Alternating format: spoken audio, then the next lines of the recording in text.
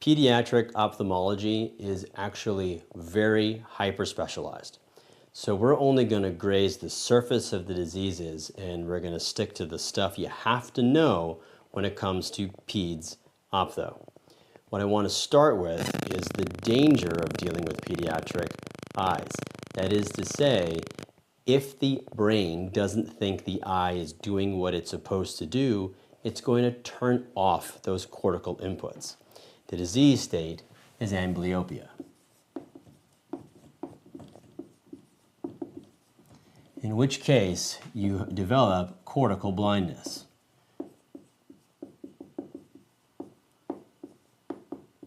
And it makes sense. You've got two eyes. And if the brain is receiving two different images, it's going to decide which one it wants and just turn off the other one. The way you get here is either going to be through strabismus or congenital cataracts. And we'll talk more about these in just a minute. The idea is that this happens only during development. So if you get cataracts later on in life, it's not going to turn off the cortical inputs. It's only as the brain is developing. So you have to keep both eyes working. The problem is it's cortical blindness. It happens at the brain. So once it's done, it's done. There is no diagnostic step. It's a clinical diagnosis if it happens, and there's nothing to be done for it once it's done. But you certainly can prevent it. And you prevent it by correcting the underlying illness. And you never let it happen in the first place. So one of the ways you can get amblyopia is with strabismus. It's a hard to say word. It basically means the lazy eye. And you've probably seen people with this condition. What you're going to see on the test is you're going to see a picture of a kid, and you're going to be shining a light on their eye.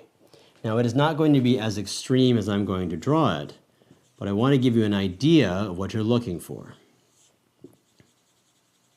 The lazy eye is looking way off to the side.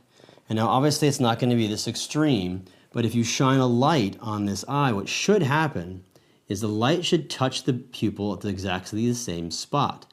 But in this case, the lazy eye is way off to the left. So you can see very clearly, clinically, that the person has this disorder. And remember, if we don't fix it, you're going to end up with a cortical blindness. So how do you treat it? Congenital disease is generally fixed with surgery, and it needs to be fixed by 6 months.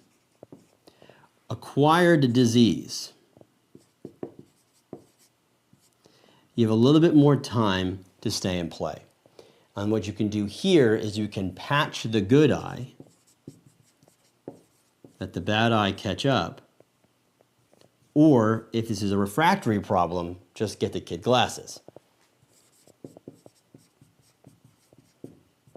The other major way of getting amblyopia is cataracts. These are congenital cataracts. And there's two ways of getting congenital cataracts. If the baby is born with them, that is, they are there at the time of birth, this was a torch infection. If they weren't there at the day of birth but quickly developed, you're looking at an inborn error of metabolism like galactosemia. In this particular case, the sorbitol pathway pushes sugar in developing these cataracts. Now, when you see a cataract, it's there, right? You just look at their eye in the newborn nursery and you'll see it. It's going to be the cloudy or milky white thing in the front of the eye. See why this becomes relevant in just a second. The diagnosis is clinical, you see it, and cataracts can simply be removed. But when you think of white thing in the eye, there's more than just cataracts. Cataracts can be the milky thing in the front, but if you see in the newborn nursery a deep white thing in the back of the eye, now you're talking about retinoblastoma. Retinoblastoma is associated with the, not surprising, retinoblastoma gene. The patient, instead of having the red reflex, that's what you're looking for in the newborn nursery when you shine a light into the back of their eye. You expect your light to bounce off the retina and show you red. But instead of a red reflex, what you have is a all-white retina. The diagnosis is clinical. You look back there and see it. And the treatment is surgical. Now, you may be tempted to use radiation. Don't do that. That's going to be the second hit for the other eye, and you're going to actually induce a tumor there, and the person won't have any eyes, because you have to actually take out the entire eye here for the retinoblastoma. And in addition, not only do they have an eye missing, but right around puberty is when they need to start worrying about osteosarcoma. Osteosarcoma is a bone tumor associated with the retinoblastoma gene. All right, we haven't talked about prematurity yet. There is a disease called retinopathy of prematurity. And we know that one of the big things about a premature infant is that when they come out too soon, their lungs aren't ready. So if you have a preemie trying to survive the neonatal intensive care unit and their lungs don't work because they don't have enough surfactant, the only way to keep them oxygenated is to give them high levels of FiO2. Now, too much of anything is a bad thing, and that high level of FiO2 can lead to problems with the eye. And so what's going to happen is if you look in the back of the eye, you're going to see these growths on the retina. And you're actively looking for them. You know you have to give this preemie a lot of oxygen, so you're looking for these lesions because the diagnosis is clinical. And you'll be able to simply take a laser and try to ablate them away. But anytime you see one of these four diseases, you should at least consider the other three. That is to say, the diseases of the premature infant, retinopathy of prematurity is one of them, and which stems from bronchopulmonary dysplasia. Not much you can do about that one, but keep up the FiO2. Then you need to consider things like the intraventricular hemorrhage,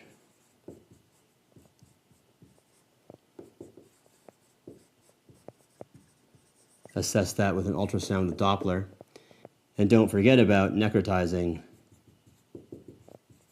enterocolitis, which can present with a bloody bowel movement, and the patient needs to go NPO. Now, the biggest thing you can take from this lecture, which is probably what you're going to get most of your Peds Ophtho questions on, is neonatal conjunctivitis. And this has changed so much in the past 10 years, it's really important you stay on top of it because the test is going to be up to date. There's really three types of conjunctivitis you care about. There's many that exist, but the ones you want to be familiar with are going to be chemical, gonorrhea, and chlamydia.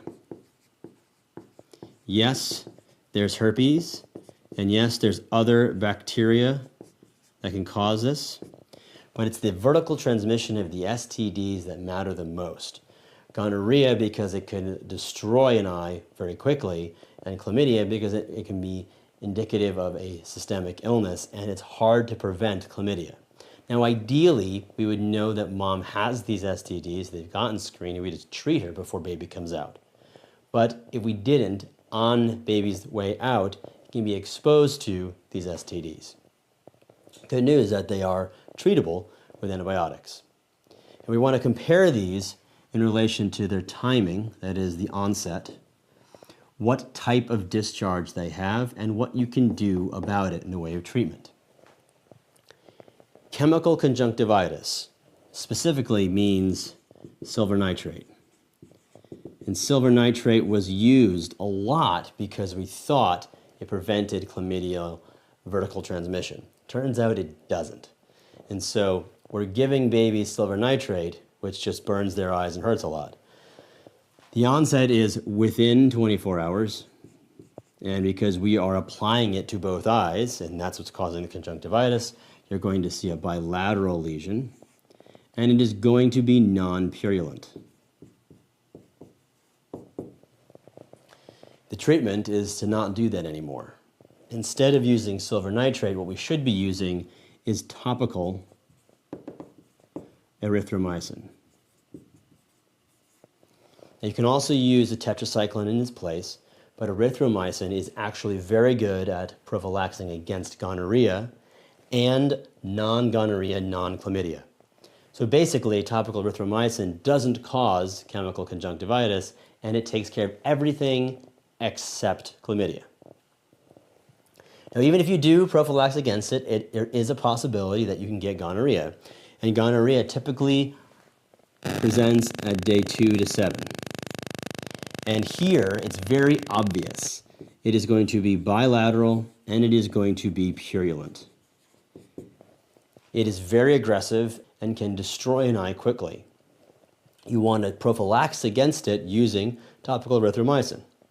But it's possible that you end up with this anyway. So if you see purulence, you don't know what it is, just presume it's gonorrhea, because gonorrhea can lead to blindness, and treat the gonorrhea with ceftriaxone. You do want to get a hold of cultures, or at least PCR, to make sure you know what you're treating. Gonorrhea needs to be grown on the chocolate agar, and you can get a PCR. Either way, you're going to treat the baby as though they have gonorrhea until the culture of the PCR proves that they don't. Chlamydia cannot have any prophylaxis. We don't have any way of reducing vertical transmission. And chlamydia is going to rear its head around 5 to 14 days. Chlamydia is going to be a little weird. It starts off as unilateral, and it's going to be mostly mucoid, but then turn purulent. And the unilateral eye is going to turn bilateral. The way you treat that is with erythromycin, but erythromycin orally. And if you develop chlamydial conjunctivitis, you need to go looking for systemic illness, specifically looking at pneumonia. Now, you know there's some other stuff. We're not really going to talk about it. Herpes, we know that acyclovir and galcyclovir can reduce the duration. So just know that from an STD standpoint. And when it comes to the antibacterials, we're going to get a culture, right? We're getting a chocolate agar for gonorrhea. We're getting a PCR for gonorrhea. We're going to grow regular cultures for chlamydia and a PCR for chlamydia. And if we're wrong, it's not gonorrhea or chlamydia, we're going to have cultures and sensitivities that are going to direct what we do. And it turns out that most other bacterial infections that are non-gonorrheal, non-chlamydial are going to appear at day 5 to 14. So we're going to treat them presumptively for gonorrhea and chlamydia, and then wait for those cultures to come back to take care of everything else. All right, drive-by, cortical blindness, prevent it by fixing strabismus and congenital cataracts. You can patch the good eye or give them glasses. If it's acquired, if it's congenital, fix it with surgery. If the cataracts are there, simply remove them, milky white stuff in the front of the eye. Don't be confused with retinoblastoma, which is the white thing at the back of the eye, where you need to remove the eye and be on alert for osteosarcoma. Retinopathy of prematurity, you're expecting it because you're giving that neonate lots of oxygen, ablate the lesions, but also keep your mind open for the other diseases of prematurity. And then running through neonatal conjunctivitis, what you want to see is we don't use silver nitrate anymore because that caused chemical conjunctivitis, and it wasn't very good at doing what we thought it was doing, which is preventing chlamydia. It doesn't work. So now we do prophylax against bacterial conjunctivitis with topical erythromycin, which should not cause the chemical conjunctivitis. If you have a nasty purulent lesion at day 2 to 7, treat with ceftriaxone, presumptively being gonorrhea, but send it off on a chocolate plate or regular plate and send it for PCR, you want to know if it's gonorrhea. If chlamydia shows up, generally day 5 to 14, unilateral becomes bilateral, starts mostly non-purulent, becomes purulent, you want to treat with oral erythromycin and look for systemic disease. And then keep in mind that whenever you have suspicion for bacterial conjunctivitis, you're going to be growing a culture, so whatever that culture ends up being, if it's not gonorrhea or chlamydia, then you can choose based on sensitivities. And oh, by the way, HSV, acyclovir. That's Peds Ophtho. Become a better doctor. Subscribe now to get access to our premium content.